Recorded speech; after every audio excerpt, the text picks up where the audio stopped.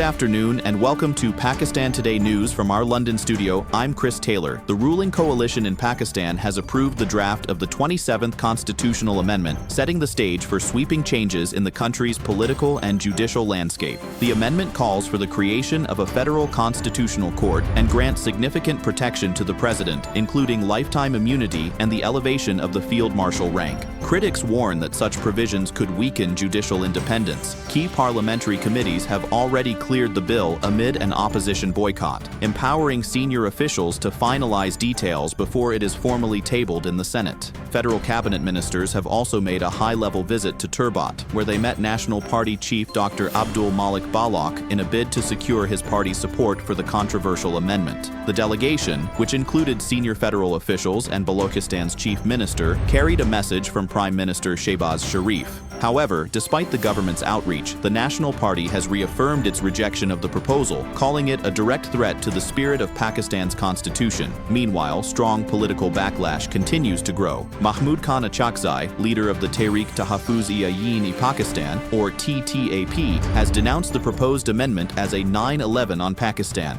He warned that the move would dismantle the country's constitutional foundation and announced a nationwide protest campaign under the slogan, "Death to Dictatorship, Live Democracy." Achakzai said a national conference will be held later this week, followed by a Black Day once the bill passes. The government has reportedly shortlisted 7 judges for the proposed Federal Constitutional Court, which will be housed in the Federal Shariat Court building in Islamabad. Among the nominees is Justice Aminuddin Khan, who currently heads the Supreme Court's constitutional bench and is widely tipped to become the first Chief Justice of the new court. The court, once established, will handle all constitutional interpretations, intergovernmental disputes, and presidential orders. For more on how this development is being received on the ground, we go live to Islamabad, where our correspondent Sarah William has been following the story. Thank you, Chris. Reactions here in Islamabad have been intense throughout the day. Legal experts and opposition figures argue that the proposed federal constitutional court could consolidate power in the executive branch, effectively sidelining the Supreme Court's role in constitutional matters. Government sources, however, defend the plan, saying it aims to modernize constitutional interpretation and prevent frequent jurisdictional conflicts. Public opinion remains divided, and with the bill now heading to the Senate, observers expect heated debate in the coming days. Back to you, Chris. Thank you, Sarah. Turning now to Punjab, where the provincial government has once again extended a province-wide ban on public gatherings under Section 144 of the Code of Criminal Procedure. The order, which prohibits protests, rallies, sit-ins, and processions, will remain in place for another week due to what officials describe as ongoing threats to public peace and security.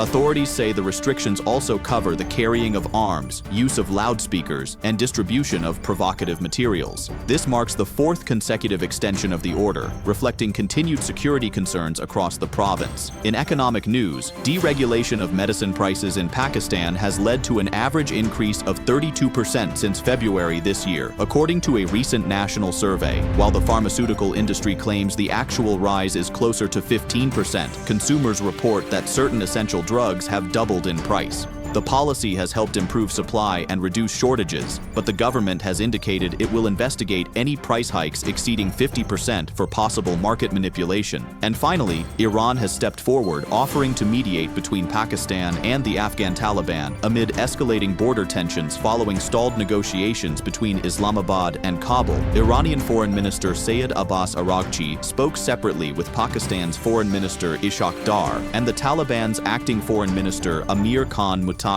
In those conversations, Iran expressed readiness to facilitate dialogue and help stabilize the region. Both Pakistan and the Taliban leadership have agreed to keep communication channels open as Tehran signals a growing role in regional diplomacy. That's all for now. You're watching Pakistan Today News. I'm Chris Taylor.